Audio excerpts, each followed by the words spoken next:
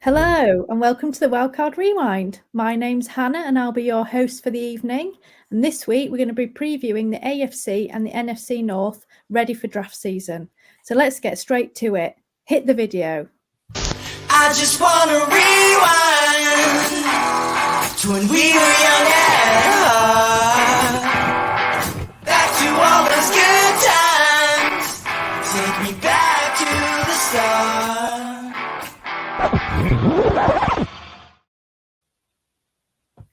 Good evening. I've only got one co-host so far this evening. We haven't quite managed to get Lewis to get his internet up and working, but don't worry, I've got Paul with me. How are you, Paul? How are things going? How's your week?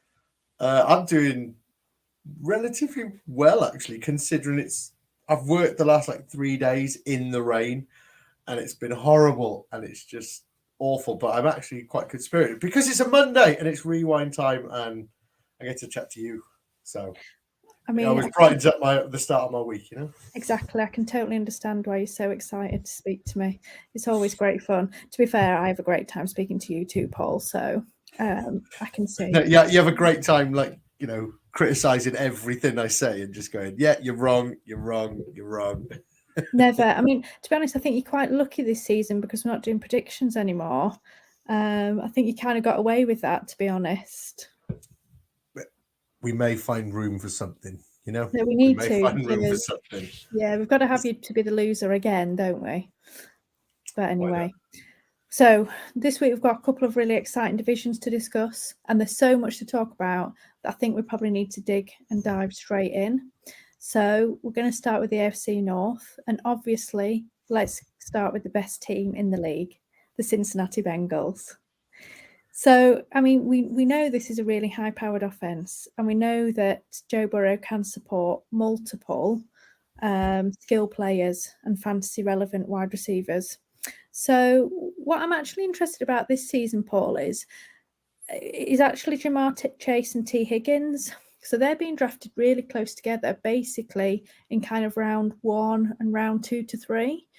Do you think that ultimately, if they both stay healthy for the whole season, they will pay off their current opportunity costs? So they will both finish as basically wide receiver ones? Or do you think that actually we're getting a bit overexcited here and one of them ultimately is probably not going to be able to do what we want them to do and finish as high as they could?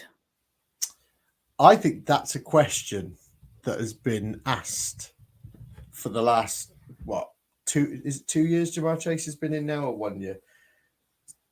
2, is it? 2, yeah. It's going into his 3rd year now, yeah. Yeah, so I think this is a question that's been asked many times. Can Joe Burrow do this? Can he supply 2 people? And he's always answered the question, and he's always gone, yes. You know, we've seen it with T. Higgins, we've seen it with Jamar Chase, we've seen them both do it in the same game. We've seen, one go quiet 1 week and then one go off the next week, I love T. Higgins. Okay, we may speak about him in a little bit, but I love T. Higgins, and I tell you what, I'll even ruin it now. I love him for his cost. Don't get me wrong. I want Jamar Chase, but at the moment he's the second wide receiver off the board, and in a 1 QB league, Jamar Chase is a top 5 pick. In a super flex league, he's a 1st round pick. So if I was playing, for example, in a Superflex league, I would quite like to take a QB in round 1 and then look at T. Higgins in round 2. He's somebody that you'd be happy having him as your wide receiver 1. Would you agree? Would you agree with that? Or yes, I would. I do get a little bit nervous, especially in redraft, in that we know that potentially, like you said, we can have these kind of boom bust type weeks. So there certainly are going to be some down weeks, especially when they're both on the field, because that is just the nature of the game. When they're having good weeks and they're scoring loads, both can probably take quite a lot of the share and get quite a lot of fantasy value. But there are going to be some weeks where it's not a high scoring game, and then they're not always going to kind of get the fantasy value and points that we want. And ultimately, we know that Jamar Chase is going to get the biggest target share on this team. So the person that's likely going to miss out is T. Higgins.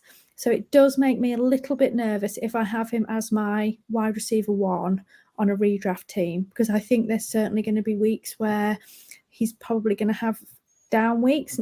Having said that, when you actually look at the players around him, so I mean, particularly like Jalen Waddle and Devonta Smith, they are also wide receiver 2s on their team. So we know that they probably will also have this kind of boom bust type profile where potentially we are going to see some down weeks. So, you know, I don't think he's a bad pick, but I would be slightly nervous as having him as my wide receiver 1.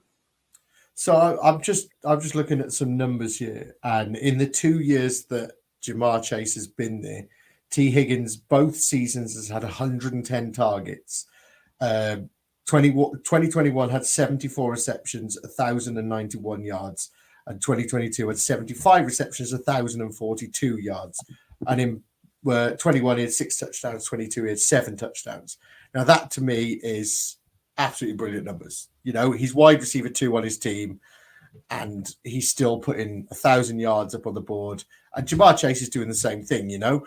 But I think, don't get me wrong, so I'm looking at this as a super flex. To me, everything I sort of play in now is all super flex, and I don't play in many 1 QB leagues, you know. So I'm looking at this from a super flex thing, so I can go and get my QB in round 1 and then get T. Higgins in round 2, you know. But if I was in a 1 QB league, if I was on the board and Jamar Chase was there, you know, it's hard to not pick Jamar Chase, isn't it, really? And to be honest, I think this is one of very few offenses that actually don't worry me. You know, I think there's not many. Buffalo Bills, that wide receiver room worries me a little bit. And, you know, it's Stephon Diggs is a safe bet. The rest are all question marks. But actually, I think the Bengals are one of these offenses where you go, I know I want Joe Mixon. I know I want Jamar Chase. I know I want T. Higgins. I know I want Joe Burrow. All 4 of them, to me, are players that everyone wants a piece of. Yeah, I mean, this is the thing, isn't it? Ultimately, we know that the high-powered, high-firing offense, you want a piece of it, you know, and really they're the 3 main pieces of the puzzle that you do want. So ultimately, if I want a piece of the Bengals, I don't really mind which 2 or 3 I get. But I do think you have to be aware that T. Higgins ultimately is likely going to have down weeks.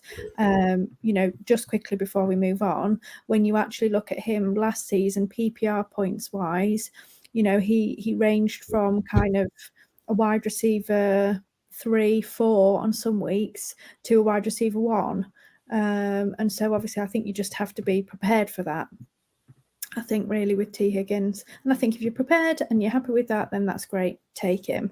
But I wouldn't expect him to be, you know, a consistent wide receiver 1 every week, because you're just not going to get that.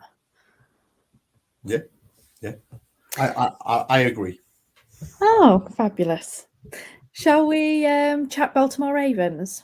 So Not really. See, I don't like them because obviously they are foes of the Bengals. But to be fair, in fantasy, I do quite like them because there's a few decent pieces here. But obviously, we know this offseason there's been some big changes with this wide receiver room. They added OBJ in free agency, and then obviously they drafted Zay Flowers. So the thing that I'm kind of most interested in is how you see this wide receiver room shaking out this season. Like, who will be the wide receiver 1, and who, if any of them, do you like for fantasy this year? So just quickly before you answer, Paul, currently ADP on Sleeper for PPR leagues has Zay Flowers as the first guy being drafted as wide receiver 46, which is 106th overall. Then it's Rashad Bateman, wide receiver 48, 111th overall. And then finally bringing up the rear is OBJ at wide receiver 50, 115th overall. Now, they're very close together. I do think that potentially the ADP might switch around. I think some of this is a bit of a dynasty hangover, to be honest. My suspicion is Bateman will become the first wide receiver to be drafted. So what do you think about this wide receiver room? Do you want any of them? And if so, is there anyone that you're targeting? So the number 1 receiver on this team is Mark Andrews. And I can't see it going any other way. But in this, as we're going to talk about the wide receiver room, you kind of said it in your bit there, but to me, the person I want is Rashad Bateman. Okay, I want the person that knows the playbook. He's been there. He was there last season. He's there this season. I don't want the rookie. I don't want him in redraft. I think we've kind of been a bit blessed with rookie wide receivers the last couple of years, and I kind of feel that we may go back to that that we had a couple of years ago, where the rookie wide receivers are not as good as what we think they're going to be. And I think was it N'Keal Harry, that sort of era where he came in and he was a first round wide receiver and everyone was saying he's the next big thing and he's done absolutely nothing. I'm not saying Zay Flowers is going to be nothing, but I'm just saying year one wide receiver and not people that I really want to target in redraft. I'm not a big fan. OBJ, now he's difficult. He's difficult to work out for the fact that we know what OBJ can be. If you can get the OBJ that we know and love, then we're all going to be wrong here by saying Bateman, and we're all going to wish that we'd have picked OBJ because he is an unreal wide receiver. But he's coming. Is it a double ACL he's coming back from, and he's a walk-in medical or catastrophe waiting to happen. I just expect him to be maybe a couple of games he'll be relevant. I think the rest of the time he'll be not really much, and we'll all be a bit like, oh God, he is at the end of his career. He is done. He's being a bit cautious. He's stepping off things. He doesn't want to be that magnificent leaping gazelle with a one-handed catch. I think he's going to be a little bit more cautious about the way that he runs things. So to summarize, Bateman is the guy that I want. Bateman is the guy I think he's going to lead that receiving room in receptions. He's going to lead it in targets. He's going to lead it in everything. I think he's the guy I want the piece of. And at his current ADP of what you said was wide receiver 48, he's somebody that I will be taking a lot of, to be fair. I think that's smashing value. What do you think? Yeah, I think ultimately, if this had been a Greg Roman offense, I wouldn't really be bothered about any of them. But now that we've got Todd Monken, I do think that Lamar is going to be passing more. So I think ultimately one of these is probably going to be relevant every week. Maybe not necessarily wide receiver 1 relevant, but I think, useful in your lineup, flex play relevant. I think the challenge may potentially be, who is it going to be? And it may change on a weekly basis. So I do wonder whether these guys are more best ball plays. Then, particularly OBJ, I agree with you there, Paul. I think that we're going to see flashes of the old OBJ, but I don't think necessarily we're going to see that on a weekly basis. So I think he's probably a great best ball pick, and he's the cheapest of the lot. So if you're not sure who to take, always take the cheap one. So I probably would have some of him in best ball because he is relatively cheap. Although I think recently I've been looking and he's actually been going off the board first in some cases, which I'm surprised about. If that's the case, I wouldn't take him. But yeah, again, if I was taking a punt, Bateman would be my guy. It's all injury history with him though, isn't it? And can he stay healthy? Obviously, we know already he's had these injections in his foot and they're saying it's actually to do with the screws coming out and he's going to be fine. But he's had so many injuries that I still feel a bit nervous about him. But they're all cheap. So I think you can probably take it, put a dart throw on any of them and they're not going to bring your team down if they don't do anything. Yeah, and I also I try not to take too much from camp. They always say, "Oh, so and so's doing really well," and it's a bit of smoke and water and all of that at the moment, But I have heard that they say that Zay Flowers is the best in camp, aren't they? And I don't know how much I take from that. And I suppose if you look at it from what you were just saying, if Bateman's nursing potentially an injury, OBJ is. He's an injury waiting to happen. Zay Flowers may be the one that you want. A couple of injuries the wrong way, and he could be the guy in that offense. But like you said, I think best ball OBJ is a smash play, and if you can stack him with Lamar Jackson as well, you're laughing, if you can get him in that, But I don't know. I think this is all a bit. It's a bit of a dodgy. I can't believe we've gone from Jamar Chase and T. Higgins to wide receiver 46, 48, and 51, and we're trying to figure out which one's which, But I know that it's one of these where I think sometimes it's difficult to lean into ambiguous situations, but often this is where you get your league winners, So. Oh, you said that word. You said that word, league winners.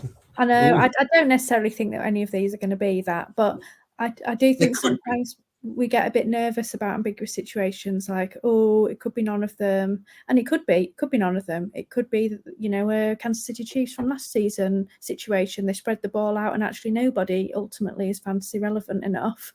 But it doesn't mean you shouldn't give it a go, and you shouldn't do some dart throws on some of your teams to see if someone hits.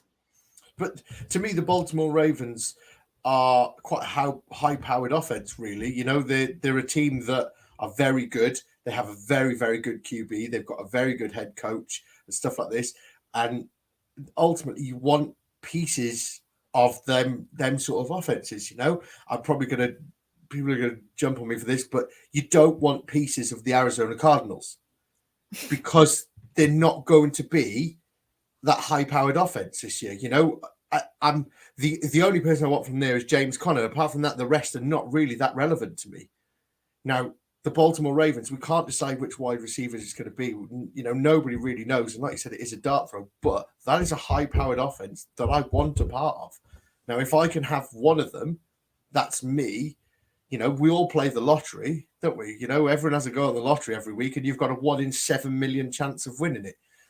And yet somehow we're all a bit nervous when it comes to picking you've got a 1 in 3 chance of getting it right. It's I'll take a dart throw. Like I said, my dart throw would be Bateman, but I'm all happy to have a go at it. Yeah, no, I agree with you, Paul. I think it's you said the perfect thing. It's a high-powered offense, and ultimately you want pieces of it. Whether you get the right one or not, well, nobody knows until the season starts, but it's worth trying to grab them and see how everything shakes out. Yeah, we've all got an opinion, haven't we? We've all got an opinion. We've all got a guess. Nobody actually, if we knew the answers, we'd win everything all the time, Yeah, and also they wouldn't be wide receiver 48, 46, and 50, would they? Yeah, that's it. So shall we talk about the Steelers now? This team. To be fair, I think they are potentially going to be better this season, but they're just not very exciting, are they? And I think it's a shame that they kept their offensive coordinator. But my question to you, Paul, is do you think that Kenny Pickett is going to be good enough to make Deontay Johnson, George Pickens, and Pat Freiermuth fantasy relevant? Because ultimately at this time, people are drafting all three of them. Deontay Johnson's currently going on sleeper in PPR leagues as wide receiver 34, 77th overall. George Pickens isn't far behind at wide receiver 36, 83rd overall. Pat Freiermuth is a tight end 8, 92nd overall, and Kenny Pickett, nobody seems to believe in him at QB 25, 173rd overall, but they're happy to draft his 2 wide receivers and his tight end relatively high. So what do you think about this offense this season, Paul? So this was a question that you posed to our co-host on the show sheet, and I actually went on to it to add in what I would say. And it was simple. No, I don't think he can. Don't get me wrong. I think he's going to take a step forward from last year. Last year, he finished the season with 2,404 yards and 7 touchdowns. That is not the numbers you want for a QB where you're drafting 3 of his receivers, 2 receivers and a tight end. It's going to be difficult. Okay, but so I'll try and put it in a way that the way that my mind works. Now, the only person I want in this team is Deontay Johnson. Okay, Deontay Johnson last year, I'm just frantically trying to get his numbers up because I just had him up and it's just got off.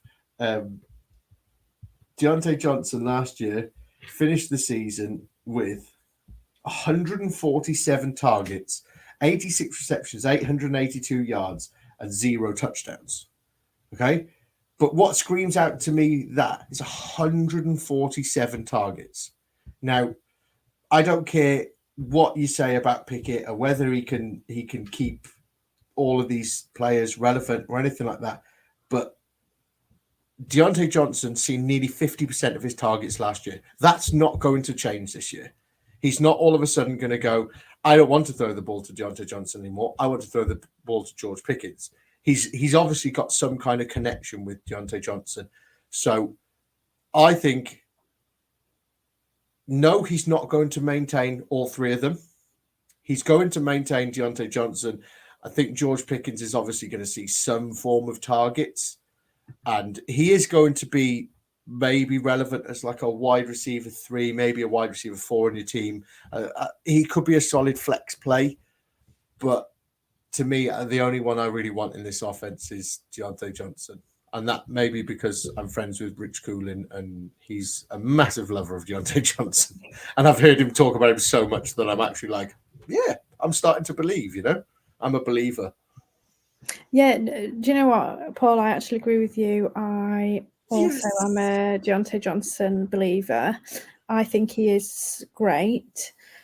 Wide receiver 34 for me does seem really quite low. Wide receiver 3. I don't really like Pickens. I do think that he is another best ball type player in that I think he is going to have weeks in which he does well. And he certainly puts up points for you, particularly if he gets a touchdown or he gets one of these long targets. Then I certainly think he can have up weeks, but I do think he's also going to have quiet weeks. Freiermuth worries me a little bit because he's going reasonably high in drafts, for a tight end. And I think he's ultimately, it's touchdown or bust for him, I think, every week now. So, I would probably skip him and take one of these later tight ends like a Gerald Everett or someone like that, and get value kind of in that range. I don't see. I think people kind of remember Freiermuth's rookie season when he was with Roethlisberger, and they think that he's probably going to do that again. But I just, like you said, I just don't think with Pickett he's necessarily going to do that, and I think he's going to have to be touchdown or bust at this stage. So I probably wouldn't be drafting Freiermuth either. So I agree, Deontay Johnson or nobody else. Thank you very much. Yeah, and just to jump on that Freiermuth bit, I think to me you're either so I strategize in a way that I'm either tight end really early or I'm tight end really late. And I know a lot of people talk about this all the time, and I hear a lot of people talk about it. But I would say there's 1, 2, 3, 4, 5, maybe 6 tight ends that I'd like. If I don't get one of them 6 tight ends, I'm completely fading the position. And I'm happy to let other people go, oh, I want Freiermuth here. Oh, I want Freiermuth here. I'm not saying he's a bad tight end and he may finish, from that 8 to 12 area maybe, but we've seen it time and time before. The difference between tight end 8 and maybe tight end 20 is potentially 2 touchdowns on the season. Now, the person that I've picked up at the same ADP, so what's that, 92? We're talking round 8, 7 or 8 there. The people I could pick up at 7 and 8 that aren't tight end, like your wide receivers, your running backs, maybe a QB2 or maybe a QB3, something like that. I'm going to get much better value out of that player than I am for Pat Freiermuth. So I'm completely at that price. I don't want any part of Pat Freiermuth, and I'm going to have very little of him. Although me and you spoke before the show, and I've just taken him in my DraftKings when I've stacked him and Deontay Johnson and Kenny Pickett. So don't listen to me. I don't know what I'm talking about. You're talking out of the wrong side of your face, Paul. You do one thing and you say the other. Yeah, that's it. Do as I say, not as I do. Absolutely. I mean, just quickly before we move on, players going around Pat Freiermuth, you're looking at Treylon Burks, Jordan Addison, Jahan Dotson, Dak Prescott, Evan Ingram, James Cook, Deshaun Watson, AJ Dillon. You know, I probably would take all of those over Pat Freiermuth. Yeah, I was gonna say Evan Engram. I would take him over Pat Freiermuth. Yeah, me too. Straight Me up. too. I want the tight end that's with Trevor Lawrence before I want the tight end that's with Kenny Pickett. Yeah, no, I 100% agree with you there. Gosh, we're agreeing, Paul. Is there something wrong with us? I know there's something in the water today, isn't there? You know. So let's move on to the Cleveland Browns. So, I mean, realistically, the thing that everyone is talking about is, do we think that Deshaun Watson can return to form this season? Can he be the Deshaun Watson of old? Or do you think that actually his time off has meant that fundamentally he has changed as a player and he's not going to reach those heights? I did have another question for you, but maybe we'll talk about that in a minute when we talk about our players. Oh, I'm excited now. I'm excited. So the short answer is yes. I do think that Deshaun Watson can get back to what he was. I think he had 2 years off, okay? And we don't want to talk about why he had 2 years off, but I think now last season for him was more of a getting back into the flow of things, getting back into the training all the time, watching the videos, getting prepared for games, stuff. I don't know. Have you seen that new program Quarterback on Netflix? I have seen some of it. I'm not all the way through yet. So I would, one of the episodes I was watching was they was watching a lot of tape, a lot of breaking down, learning the plays, and it was Kirk Cousins, and he was trying to get himself. He wanted to be comfortable with the playbook and everything like that and stuff. And I think Deshaun Watson now has spent a year getting himself to where he's comfortable with the playbook. He knows he knows what's going on and everything like that. And I also think that they're going to utilize him a bit more to his strengths. So now that they've got rid of Kareem Hunt and he's not in that backfield, I kind of feel that maybe they'll rely on Deshaun Watson to maybe run it a little bit. I think there'll be what we may see now is more design plays to see Deshaun Watson using his legs a bit more, because that's what we used to see him do at the Texans. He was always a bit of a, he'd rush a little bit and you'd see him put some yards up as well. So I think that, as we know, that's king in fantasy for a quarterback, as if they could get rushing yards on the board. And I think we're going to see him utilized more in that sort of aspect of the game as well. And I think he can be what we all expect him to be. What do you think? Yeah, I mean, the Browns paid a lot of money for him, so they need him to be who he used to be. So I think they are going to play to his strengths. And ultimately, I think like the end of last season, like you said, he was kind of getting back into the groove of things, getting back into training. He was brand new to the team. He hadn't had much time, obviously had a tiny bit of training camp. Then he got suspended and then obviously he came back. But it was a feeling out period of getting to know each other, getting to know the team, getting to know the plays, getting to know, the head coach. That's kind of all been and gone now. I suspect now this off season, like you say, he's learning the plays and they're going to go into training camp now and they're going to figure out, right, what works best for Deshaun and the team? How can we utilize him the best? So I do think he is going to improve from last season. I'd be interested to see whether he can actually get back to that elite level that we did see. And I think if that's the case, he's probably quite a bargain in drafts at the moment, because what's he going at the moment? I meant to look actually. Is he QB 10-ish? Maybe he's not quite that low. At the minute, he is going QB 9. Oh, 10. QB 9. 9 or 10. So, if you're taking him there and he's elite and he's in the top 5 QBs, you've actually probably got quite a bargain, especially because a lot of these elite QBs are going really early off the board now. So if you get Deshaun Watson, 3 rounds after Patrick Mahomes, Josh Allen, and he plays to the elite level, you've got massive discount on an elite QB. So I think there is a chance that you can get really great value on him. But obviously the reason he's that low is because there is a risk there. And I do wonder whether he's going to run as much, but we'll find out, won't we, at the time. And I think if you believe in this offense, you have to believe in Deshaun Watson.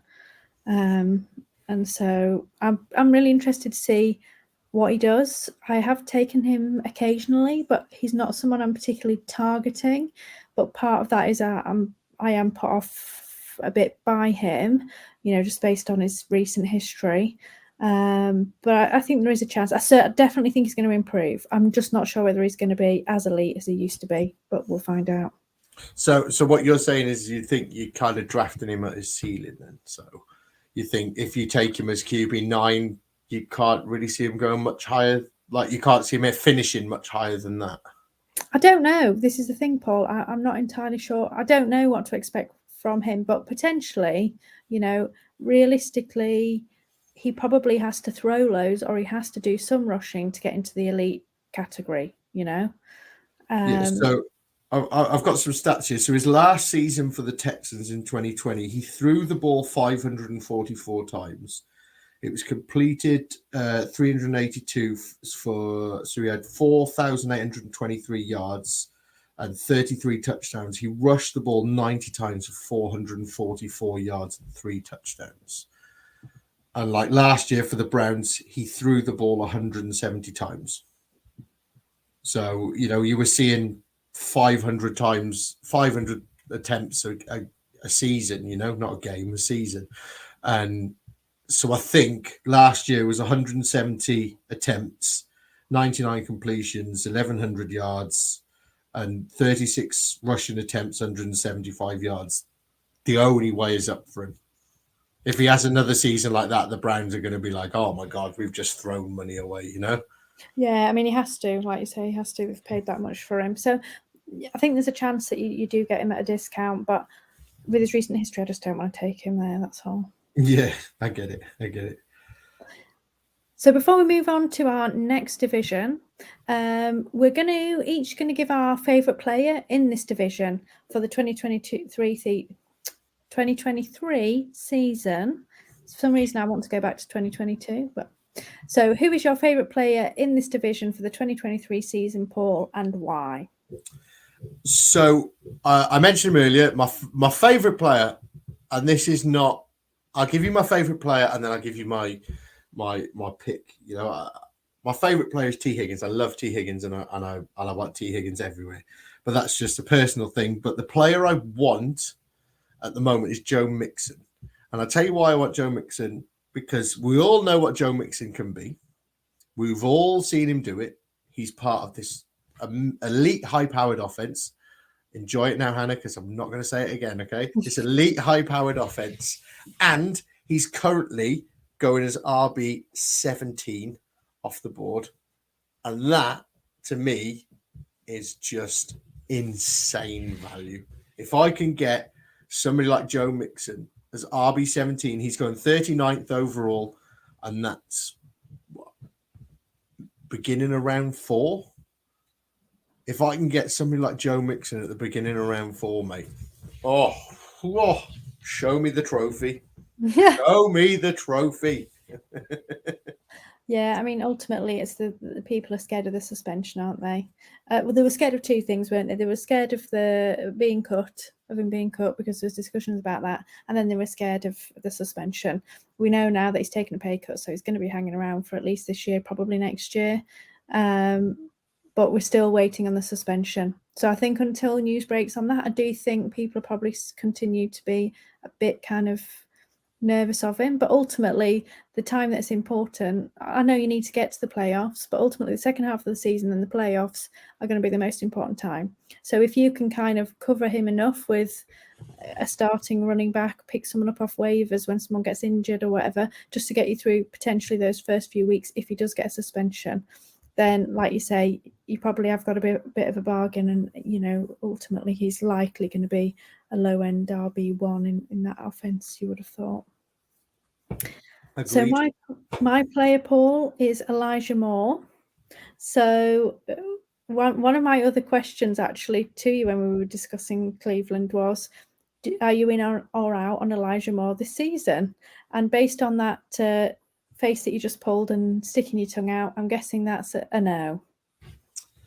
Yeah, I don't know what it is about him. So I like Elijah Moore, and I remember him going off in games, and I'm thinking, I like him. I think he's a really good wide receiver. And then you look at his numbers and you go, oh, he's really, really not ever really done much, has he? He's not.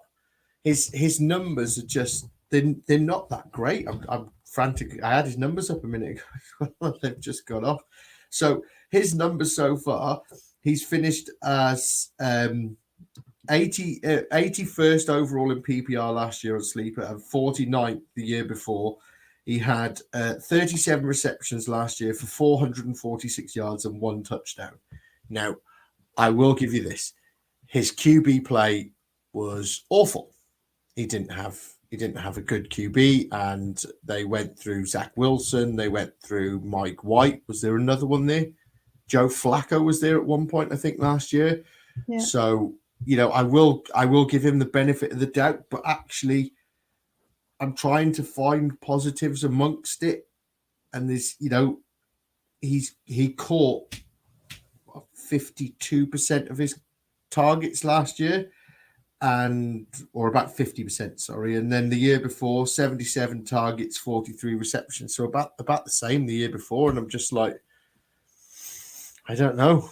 But then I suppose to counter it, if I'm going to be all in on Deshaun Watson, then I should be all in on his wide receiver too. And he's got the ability to sustain more than one wide receiver, Yeah, the thing for me is, Paul, that he's currently going at wide receiver 49, like ridiculously low. I can't see him possibly not, playing or, being more than wide receiver 49. He's totally going to outperform that ADP. I just can't see him not doing that. I totally get that he didn't catch that many balls last season. Actually, they didn't throw it to him that much that season, but I actually don't think that was football related. He obviously had some sort of disagreement with the Jets coaching staff, and then he didn't want to play and they didn't want to play him, and it all kind of just disintegrated. So I think he's got a fresh start here. He certainly has the opportunity to be the wide receiver 2. It's his to lose, I think, the wide receiver 2 position.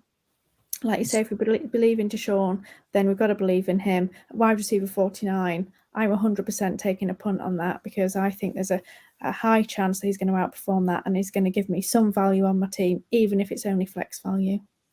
Yeah, so quick question, because I know we need to get to the other division. So you're on the clock now.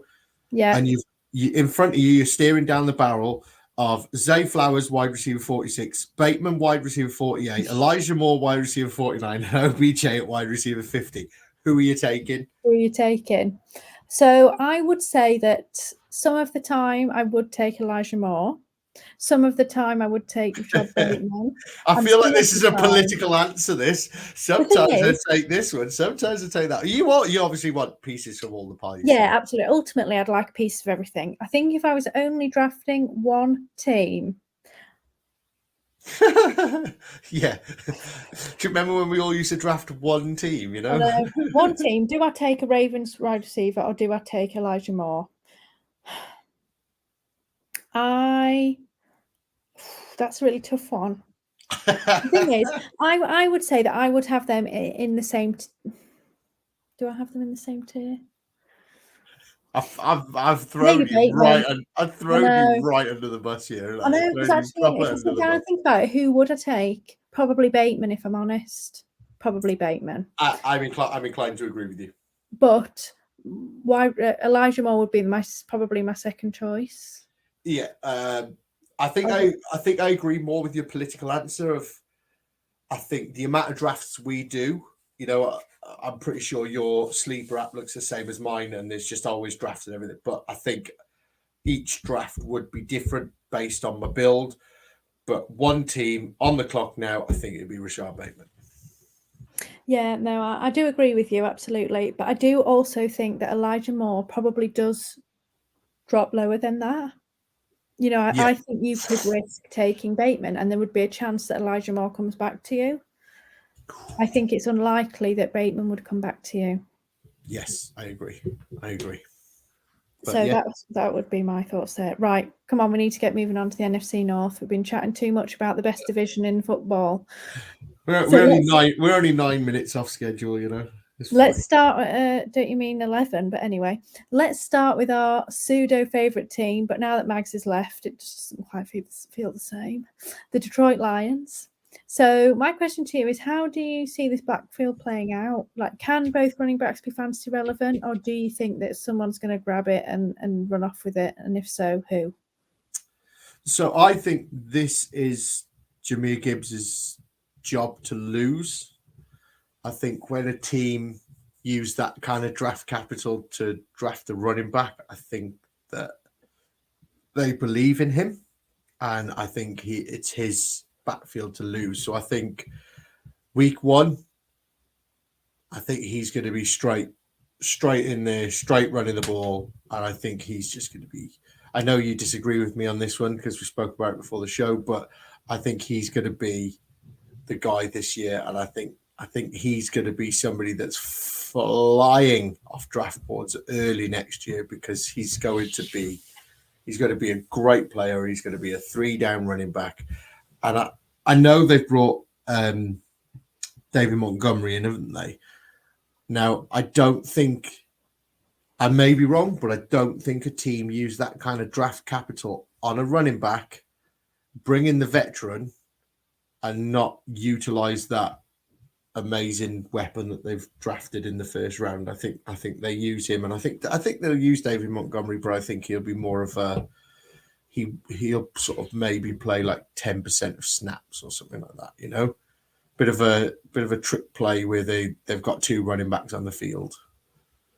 Yeah, I struggle a little bit with Jahmyr Gibbs. I think some of it is probably I just can't quite figure out exactly what his role is going to be in this rookie year.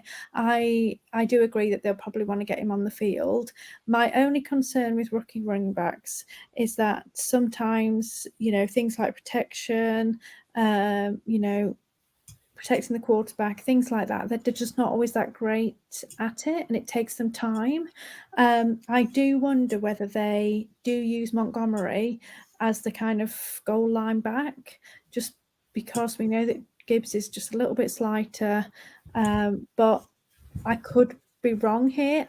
I think it's potentially by the end of the season, Gibbs is taking a lot of the work, but I do think Montgomery will certainly factor in there quite a bit, particularly at the beginning of the year, just while Gibbs gets acclimatized to the offense and things.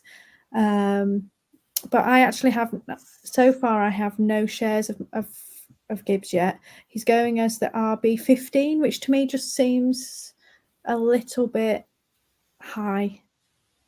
Oh, no. I'd smash that there. Smash him at RB15. I think he's got the ability to finish as an RB1 on the season. So I think that's great value. But are you thinking that maybe it's Dan Campbell at the Detroit Lions? And Are you thinking that he's going to maybe do what he did last year? And Gibbs is going to play that sort of swift role, and then David Montgomery's going to come in as the Jamal Williams and punch it over the goal line, and Gibbs gets all the yards and Montgomery gets all the touchdowns. I think certainly at the beginning of the season, possibly. I do think that they like him more than Swift, so he's going to be on the field more than Swift was last season. We know that Swift ultimately ended up hardly on the field at all by the end. Some of it was injuries, and I think some of it was they just were fed up of him. He is still going to be there, and he's probably going to, like you say, get a lot of the yards and things. But yes, I do wonder whether ultimately when it gets to the goal line, they're right, we want the veteran in because we just want him to punch it in and get us those touchdowns. So I do think there is some upside to Montgomery, because I do think there's a chance that he takes the goal line work. Love it. I love it. Should we talk about Minnesota? Yes. So with the addition of Jordan Addison, my question really to you is, do you think that Hockenson can maintain these elite tight end performances that we saw him have at the end of last season when he joined? Can he pay off his current ADP of tight end 3, which is 41st overall, and he goes therefore in round 4? No. Yes and no. So I love TJ Hockenson, but I don't think he finishes the season as tight end 3.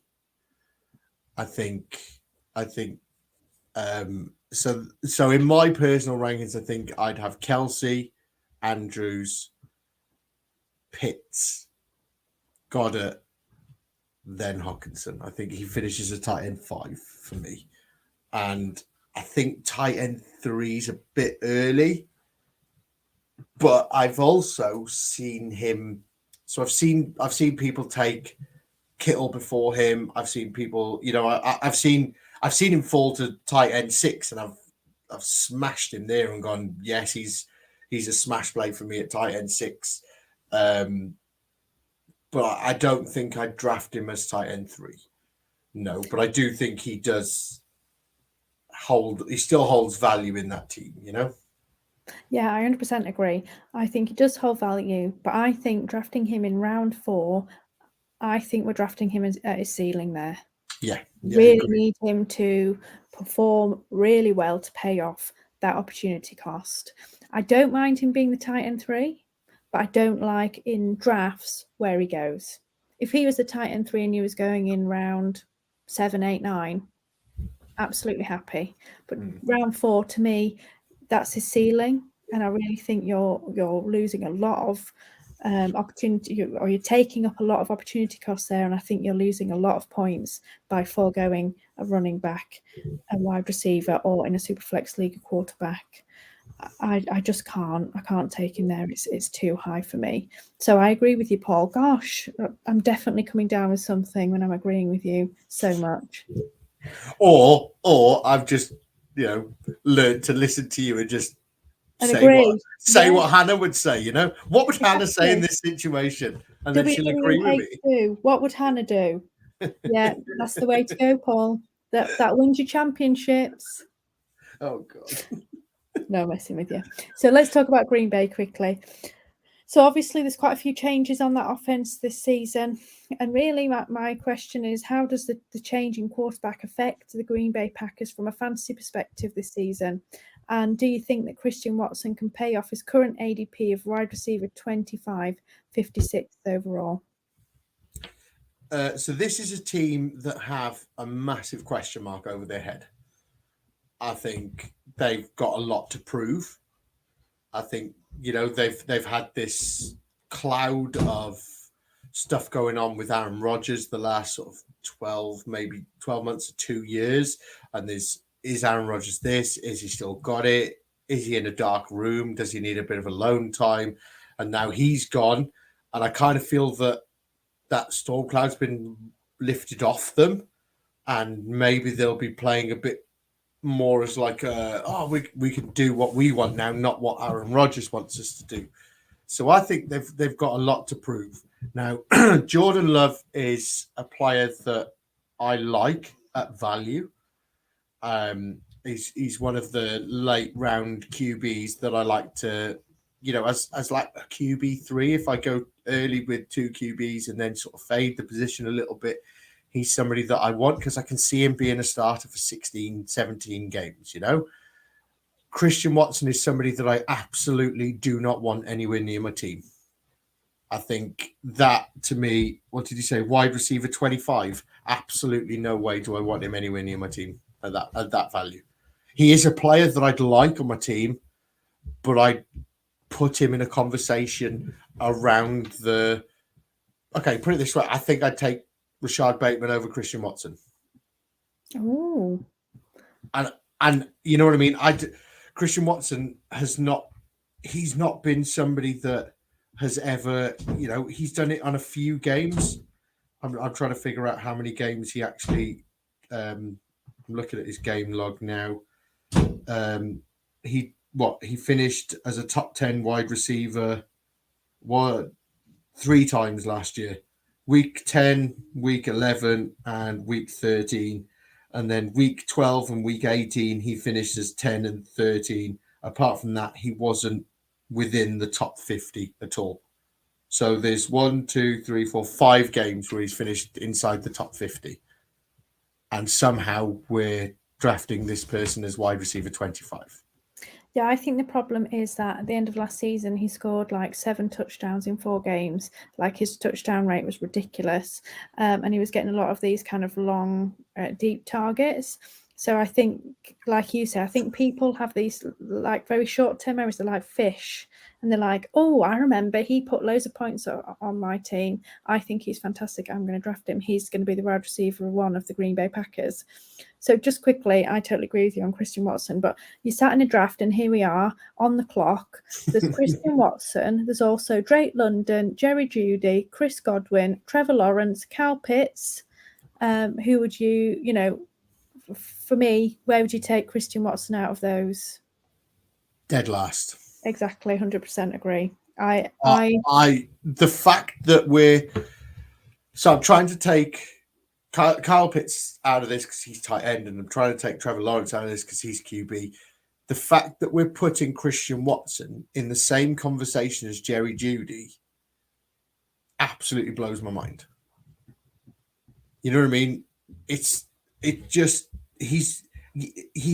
We're looking at him going, he was wide receiver 3 on week 10 last year. He had 4 receptions, 3 of them were touchdowns. You know what I mean? And all of a sudden, he's had 3 games over 100 yards. Week 10, where he had 4 receptions, 3 touchdowns. Week 12, he had 4 receptions, 1 touchdown. And week 18, that absolutely nobody cares about because half the teams, they were playing, and it was a nothing game. The rest of the time we're talking 34 yards, 9 yards, 8 yards, 1 yard, 12 yards, 24 yards, 48, 48, 46, 40, 11, and you're going, and we're talking at this guy at wide receiver 25. No, get off that train. Don't want Christian Watson. I agree. Lower ADP is hate the ADP, not the player, as everyone likes to say. I don't dislike him as a player. I just don't like him at his current ADP. So the Chicago Bears. DJ Moore was traded to the Bears in the offseason, obviously, in that big trade, so that the Carolina could get the first overall pick. We do know he's a really talented wide receiver. I don't think anyone can really argue with that. But the past 3 years, I do think potentially it's disappointed a lot of people because he's finished as the PPR wide receiver 23, 19, and 23. So my question is, now that he's on this new offense, do you think he can finally reach his fantasy ceiling? No. I that's a simple answer, no. I love Justin Fields as a player. I'm not a big fan of his wide receivers, to be honest.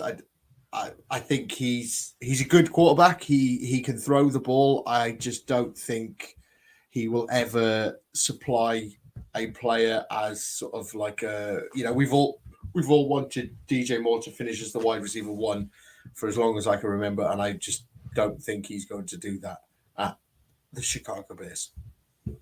No, I don't. I mean, I think ultimately he is going to be Fields' number 1 receiving option, but I agree. I just don't think, unfortunately, he's going to reach his ceiling, particularly this season, while we're waiting for Justin Fields to kind of start to progress as a passer and things. I just think it's going to take a bit of time there. So I agree. I don't think he is this season, but might be interesting to see how things settle and how things go in the season of 2024. So just before we finish, Paul, like we did with the AFC North, please tell me who your favourite player for this season is out of this division and why. So it's my favourite player is Justin Jefferson. Okay, but that's boring, Paul. Yeah, that's boring. So I'm not going to choose him. So the player that I want, we have spoke about him, was TJ Hawkinson. I'm a big believer in TJ Hawkinson ever since he was traded to the Vikings. I don't want him at his current ADP. So I've kind of spun this around a little bit, and I've gone, my favorite player is TJ Hawkinson, but I'm going to give you a real sleeper now, and you can blame our traitor co-host for this one because he was the one that put the light on him for me, and I just seem to, every single draft I'm in, I just seem to take him as soon as I get to a late round, and that is the running back for the Minnesota Vikings, Dwayne McBride. Okay, he was drafted this year. He's a rookie, and I just think, Alexander Mattison worries me to the point that I don't think this guy is a 3-down running back for a whole season. And I just think there's going to be opportunities for other people.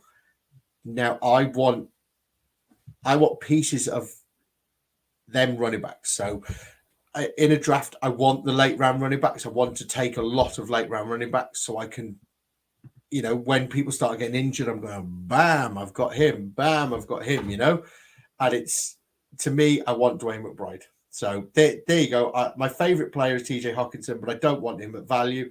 I want Dwayne McBride at value. And I'm going to, well, you tell me yours. I'm going to find out what his current running back ADP is. Okay, well, I have to say mine is a little bit boring. It's not Justin Jefferson type boring, but it is kind of semi-predictable, and it's Justin Fields. I genuinely think that he could potentially be the overall QB1 this season, and he's currently going as the QB6. So, I mean, he's not that discounted, but when you look at his overall standings, he ends up going as 44th overall versus someone like, let's have a look, some of the elite guys. Patrick Mahomes, 15th overall. Josh Allen, 22nd overall. You're getting a bit of a discount, and he could still finish as the overall QB1. So for me, I really like Justin Fields this season, and I think he has an upside to become the QB1 overall. Yeah, Dwayne McBride is currently going as running back 71. Yeah, so, I mean, in some redraft leagues, you could probably just pick him up off waivers for free, couldn't you? He may be the waiver wire guy. No, maybe, Paul, you could be right. He may be the waiver wire guy. We don't know. But if he is, I'm loving life, because I think out of all my leagues, I've got him in about 15 leagues. Well, I hope you're right, Paul, for your sake. Yeah. So just super quickly before we finish, have you got any final thoughts on the AFC and the NFC North? Any gems you want to share with us? No gems, but I think we could have spoke about the Bengals and the Ravens and that division for easily an hour. And then the Vikings and Detroit Lions and all of them, I think we fit into about 20 minutes. You know what I mean? I think I wouldn't like to be a fan of a team in that division, that's for sure. No, I mean, it's interesting. It's anyone's game this season, though. It's going to be super interesting. I'm looking forward to watching it. And I do think there's going to be some fun things that come out of it. We're going to find out how good Jordan Love is. He could be, like you say, a great late round QB pick. We're going to see if Detroit can keep up this hype or whether they wilt under the pressure. There's a lot. Can Minnesota actually win games not by 3 points? There's actually a lot going on there. I'm quite looking forward to them. They're two really good divisions, to be fair. They are two really good divisions. There's a lot of question marks. There's a lot of, I think there's a lot of pressure, like you said, on Detroit Lions this year. I think they're going into a season and people are expecting them to take that step forward again. And I don't think the Vikings will be as good as what they were last year, to win so many games. I can't remember what their record was at the end. It was like 12-4 or something like that, So it's going to be an interesting season with both the North divisions, Yeah, absolutely. I think it's going to be great. Well, that brings us to the end of the show, Paul. I've had a great time chatting to you this week because you actually agreed with me for a change. No. You agreed with me. I know. That's why you enjoyed the conversation. I know. It's kind of a bit worrying, to be honest. I'm hoping we'll get back to normal next week because it just doesn't feel right, does it? No, it doesn't. So before we go, please don't forget to check us out on Twitter at Wildcard Rewind and head over to YouTube, search Fantasy Wildcard Podcast Network and give us a subscribe. We'd love to have you all join us. And thank you so much for tuning in. And we can't wait to see you next week when we look at another set of divisions. See you then.